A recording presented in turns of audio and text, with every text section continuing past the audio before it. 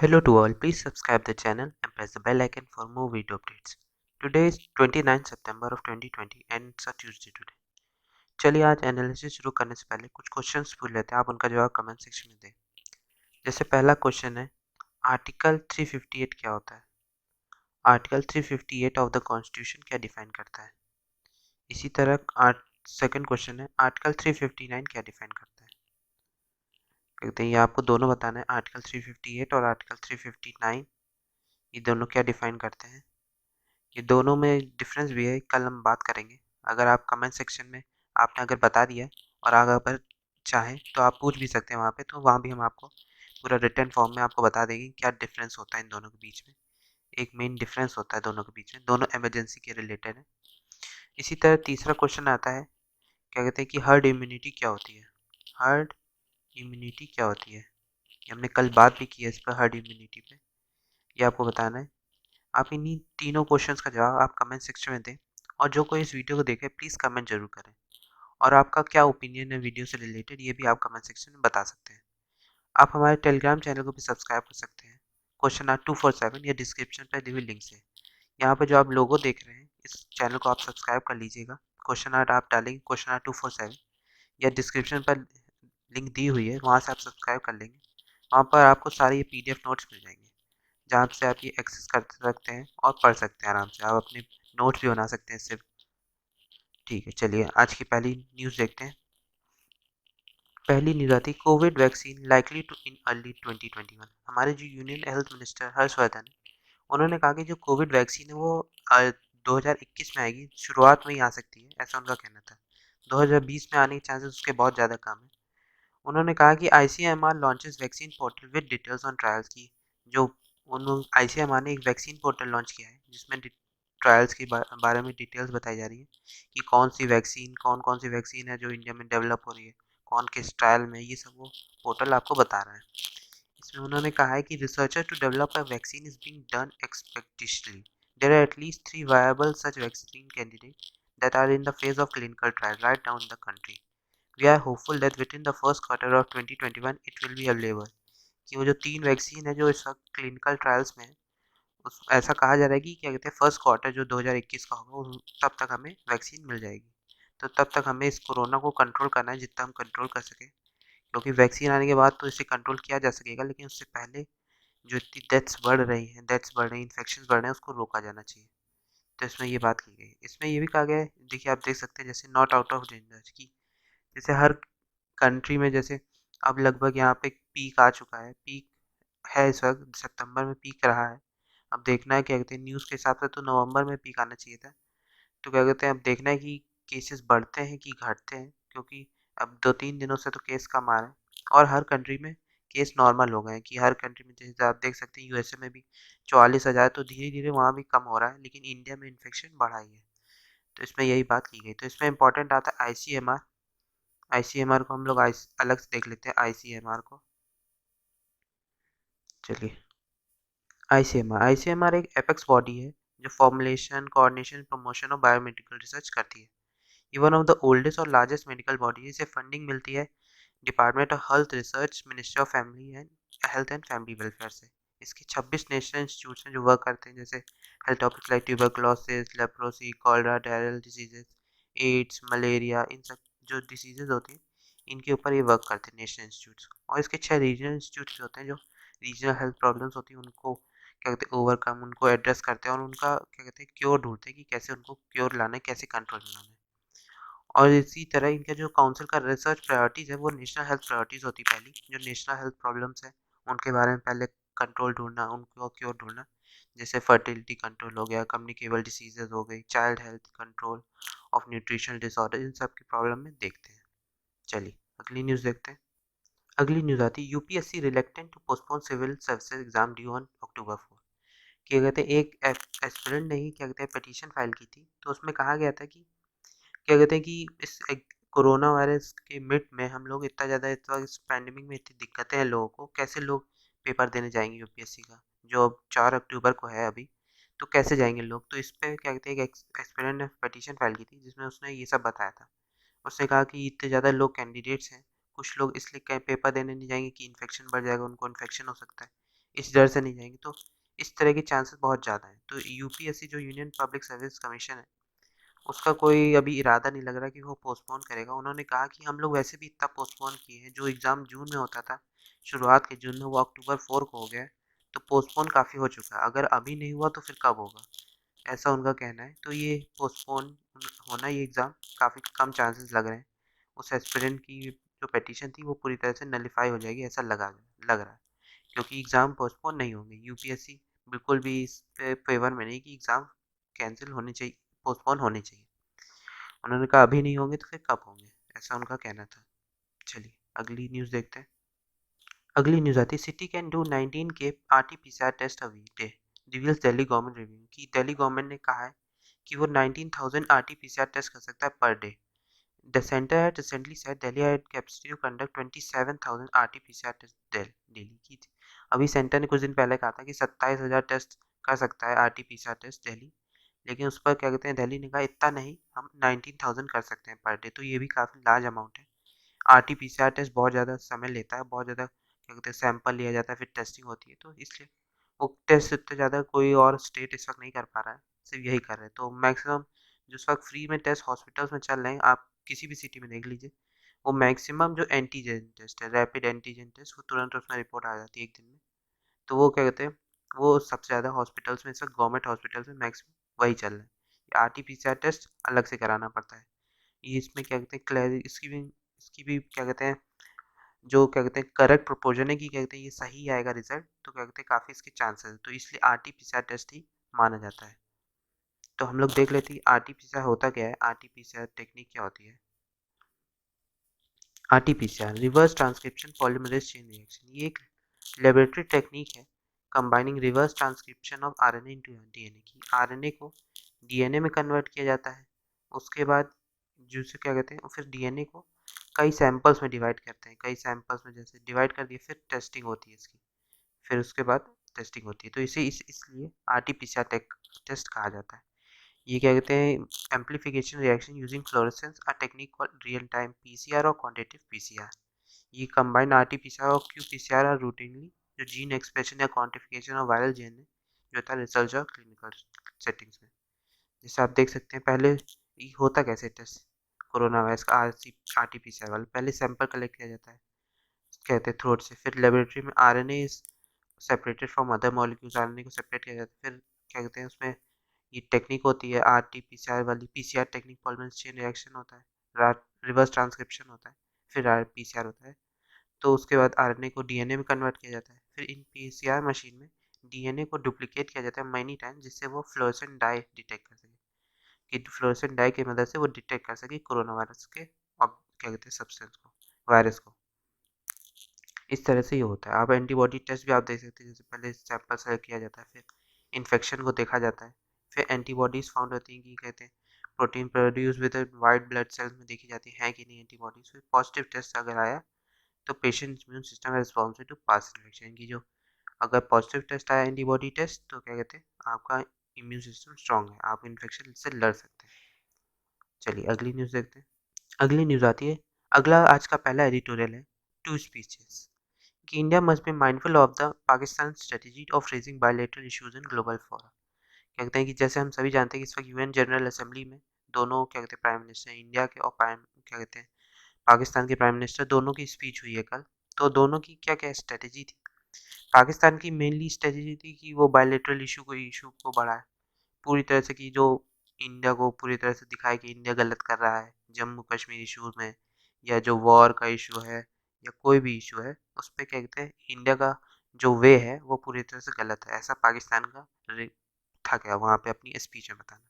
तो उसमें कहा गया कि मिस्टर मोदी ने फोकस किया इंडिया का रोल वर्ल्ड स्टेज में, कि कैसे वो अपने reform, we need to reform the UN and expand the security council की, यूएन के रिफॉर्म को एक्सपेंड करना और इस सिक्योरिटी काउंसिल के एक्सपेंड करना, ये कहा।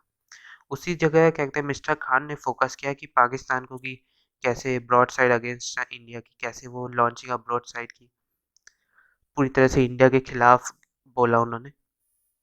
उसी तरह मिस्टर मोदी ने कोई रेफरेंस दी नहीं दिया पाकिस्तान का, कुछ नहीं बोला टेररिज्म के बारे में कि पाकिस्तान से उसकी कोई लिंक है कि नहीं, ऐसा कुछ नहीं बोला इंडिया, हमारे पीएम ने।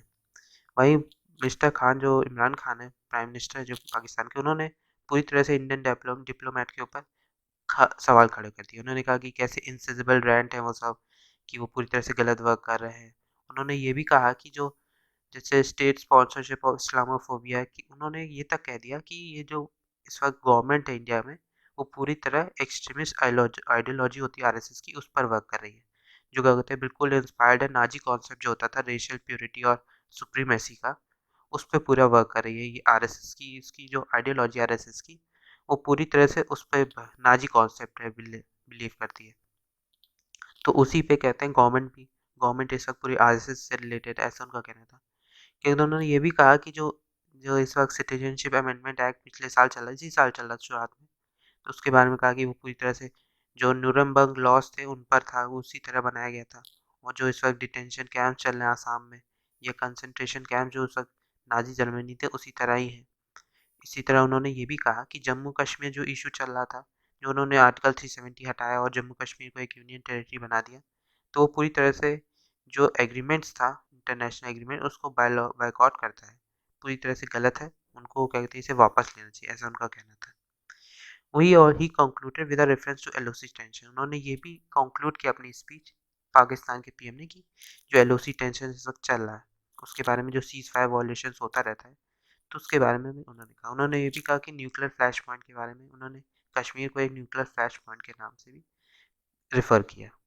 तो क्या कहते हैं, इस तरह की दोनों कंट्रीज के पीएम ने स्पीच अपनी अपनी दी। क्या कहते हैं, हमारे पीएम ने पूरा रेफरेंस था कि वो ग्लोबल स्टेज में इंडिया को कैसे रिफर कर सके, कैसे स्टैंड कर सके, पूरा ये दिखाना था। और पाकिस्तान का मेन मोटिव था कि इंडिया को कैसे बताना है कि इंडिया कैसे गलत गलत है, उसके बारे में उनका पूरा मोटिव फोकस उन्होंने उसी पे किया है। चलिए अगला एडिटोरियल देखते हैं। अगला एडिटोरियल आता है, गिवन श्रीलंका's Mediterranean turn appeals to address Tamil aspiration may be ineffectual.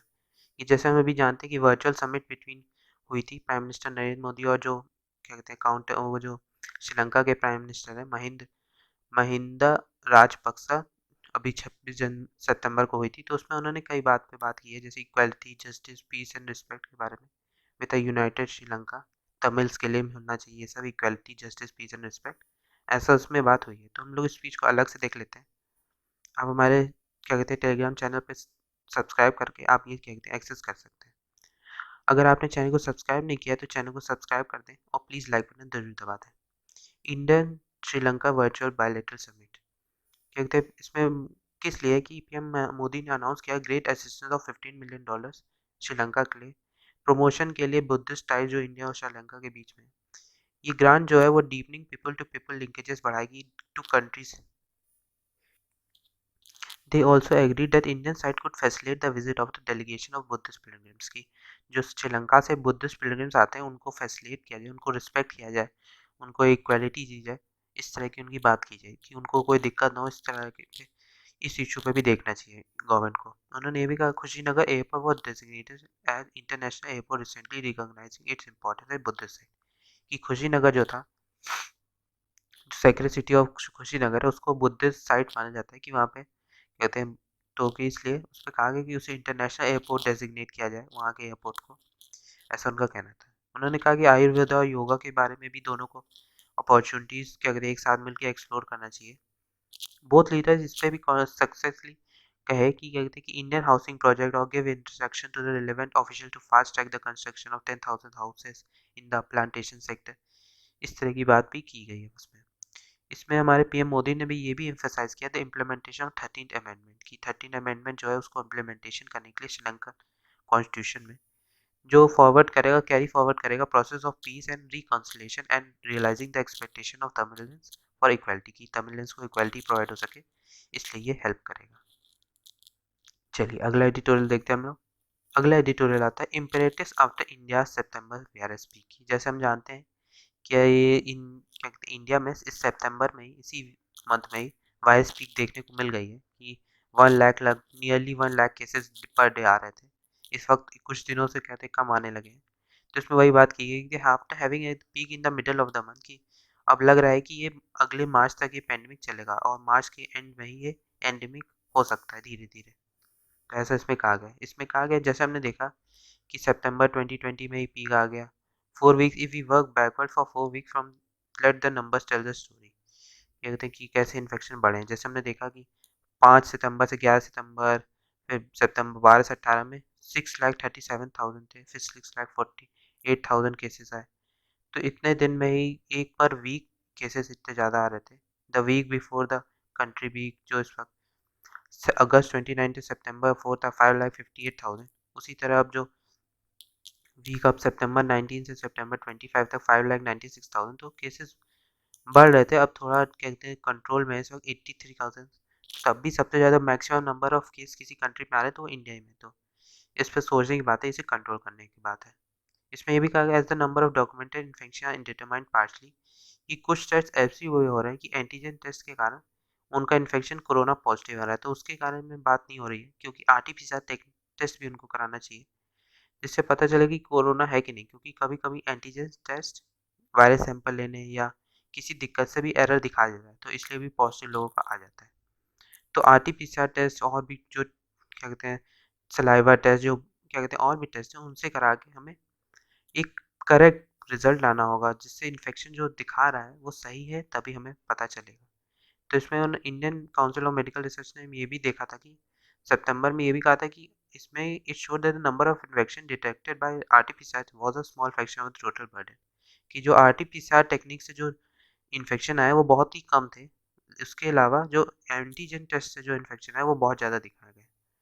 तो जो मैक्सिमम लेबोरेटरीज और हॉस्पिटल्स हैं वो एंटीजन टेस्ट कर रहे हैं जिसके कारण काफ़ी ज़्यादा इन्फेक्शन बढ़ रहा है। पोस्ट पीक सिनेरियो क्या है, 35% ऑफ द पॉपुलेशन इन्फेक्ट हुई है प्री पीक से और अनदर 35% पोस्ट पीक पे। तो टोटल 70% एपिडेमिक से क्या कहते हैं इफेक्ट हुए हैं। तो इन्फेक्शन बहुत ज़्यादा बढ़ रहा है धीरे धीरे। जैसे आप देख ही रहोगे कि डेथ्स बहुत ज़्यादा बढ़ रही है। आपने देखा होगा, न्यूज़ सुनते ही होंगे कि घर के आसपास के लोग इन्फेक्शंस के कारण काफ़ी दिक्कतें होती हैं। जो एजेड लोग हैं, जो अबव 60 है या जो बिलो 10 बच्चे हैं, उनको लोगों को सबसे ज़्यादा इस वक्त दिक्कत है। सीनियर सिटीजन और जो अबव 60 और जिनको क्रोनिक डिजीज जैसे डायबिटीज़, बीपी सब की दिक्कत है, उनको इस कोरोना वायरस से काफ़ी ज़्यादा बचने की ज़रूरत है। क्योंकि जब तक वैक्सीन नहीं आती तब तक हर किसी को दिक्कत है। क्रोनिक डिसीज़ेज़ जिनको है सीनियर सिटीजन्स को, उनको तो घर से बाहर बिल्कुल नहीं निकलना चाहिए, क्योंकि इस वक्त क्या कहते हैं इन लोगों को क्या कहते हैं सांस लेने में दिक्कत होती है, जिसके कारण ये इन्फेक्शन जो है वो काफ़ी ज़्यादा हार्म करता है, जिससे इस वक्त लोगों की डेथ इसीलिए बहुत ज़्यादा हो रही है। जो सीनियर सिटीजन है इस वक्त आपने देखा भी होगा, सुना भी होगा न्यूज़ में, इसीलिए इतना ज़्यादा डेथ्स हो रही है। Using India strength eight WHO की इंडिया को स्ट्रेंथ यूज करने की ज़रूरत है WHO में। यूनिक प्रॉपर्टी हमारे पास की भी हम कि एक ग्लोबली एक साथ मिलकर वर्क करें। इंडियन ऑफिशियल ने ये भी कहा कि एक लीडरशिप प्रोवाइड होनी चाहिए इंडिया को, जिससे वो WHO में वर्क कर सके एक लीडर वे में। It must be noted that the chair of the health council and China scientist are both Indians की जो चेयरमैन है वर्ल्ड हेल्थ असेंबली की या चीफ साइंटिस्ट जो है वो इंडियन ही है। तो क्या कहते हैं इस वक्त सोचने की बात है कि हम लोग एक लीडरशिप बना सकते हैं WHO में इस कोरोना वायरस में। एक वैक्सीन अगर हम इसे कंट्रोल करने में अच्छी तरह से मेंटेन कर पाए तो। चलिए अगली न्यूज़ देखते हैं। अगली न्यूज़ आती है MHA action ban on NSC-CN के। कहते हैं मिनिस्टर ऑफ होम अफेयर ने बैन किया है national socialist council of Nagaland Khaplang जो था उसको क्या कहते हैं अनलॉफुल एसोसिएशन बताया और उसे अनलॉफुल एक्टिविटीज़ प्रिवेंशन एक्ट के तहत वायलेट कर दिया गया। चलिए हम लोग देख लेते हैं इसमें मिनिस्टर ऑफ होम अफेयर्स को। मिनिस्टर ऑफ होम अफेयर्स ये एक मल्टीफेरियस रिस्पॉन्सिबिलिटी है इसके पास, जैसे हो गया internet security, border management, centre state relation, administration of unit, इन सब पर ये वर्क करती है। जितने भी स्टेट लिस्ट या एंट्रीज 1 और 2 ऑफ लिस्ट 2 है, जैसे स्टेट लिस्ट में 7 शेड्यूल ऑफ द कॉन्स्टिट्यूशन हो गया, या आर्टिकल 355 ऑफ द कॉन्स्टिट्यूशन बताता है कि यूनियन को स्टेट को हर वे में प्रोटेक्ट करना। अगर कोई इशू जनरेट होता है एक्सटर्नल एग्रेशन के कारण या इंटरनल डिस्टर्बेंस के कारण, तो उस पर सेंटर को स्टेट को हमेशा प्रोटेक्ट करना है। इसमें यह भी कहा गया है कि मिनिस्टर ऑफ होम अफेयर्स के पास कई रिस्पॉन्सिबिलिटी होती है, कई सिचुएशन पे उसको अपना डिसीजन लेना होता है सिक्योरिटी के लिए, पीस के लिए बनाए रखने की कंट्री में। ये कॉन्स्टिट्यूशनल राइट्स हैं ऑफ द स्टेट्स, जिसके आपको क्या कहते हैं सेंटर को स्टेट्स में अगर कोई दिक्कतें हो तो उसमें हेल्प करना होता है। तो वो minister of home affairs he in works पर पूरे देखती है। चलिए अगला न्यूज़ देखते हैं। अगली न्यूज़ आती है RBI पोस्टपोन पॉलिसी मीटिंग्स की tenures of MPs external members will and the day before statement of policy. कि कहते हैं RBI ने पोस्टपोन किए पॉलिसी मीटिंग। हम इसमें इंपॉर्टेंट आता है RBI, इसको हम लोग अलग से देख लेते हैं। रिजर्व बैंक ऑफ इंडिया को, रिजर्व बैंक ऑफ इंडिया इसे एस्टैब्लिश किया गया था अप्रैल 1 1935 को under the provision of reserve bank of India act 1934। ये एक पहले कलकत्ता में इसका क्या कहते हैं सेंट्रल ऑफिस था, लेकिन इसको परमानेंटली शिफ्ट कर दिया गया था मुंबई 1937 में। सेंट्रल ऑफिस में ही पहले गवर्नर बैठते थे और वहीं पॉलिसीज बनाई जाती थी या फॉर्मुलेट की जाती थी। ओरिजिनली पहले ये प्राइवेटली ओन्ड था, लेकिन नेशनलाइजेशन 1949 में इसे रिजर्व बैंक को पूरी तरह से गवर्नमेंट ऑफ इंडिया के अंदर ले दिया गया था। फिर रिजर्व बैंक अफेयर्स जैसे गवर्नमेंट होते हैं वो सेंट्रल बोर्ड ऑफ डायरेक्टर्स के द्वारा होते हैं। ये जो बोर्ड होता है वो अपॉइंट किया जाता है गवर्नमेंट ऑफ इंडिया के द्वारा, जो ये reserve bank of India act के तहत ही बनाया जाता है। ये जो डायरेक्टर अपॉइंट होते हैं ये नॉमिनेट होते हैं या अपॉइंट होते हैं 4 साल के लिए, for a period of 4 years ये लोग अपॉइंट होते हैं डायरेक्टर्स जो होते हैं। चलिए, आज के लिए इतना ही। Thank you very much. अगर आपने चैनल को सब्सक्राइब नहीं किया है तो चैनल को सब्सक्राइब कर दें और प्लीज़ लाइक बटन जरूर दबा दें। Thank you very much.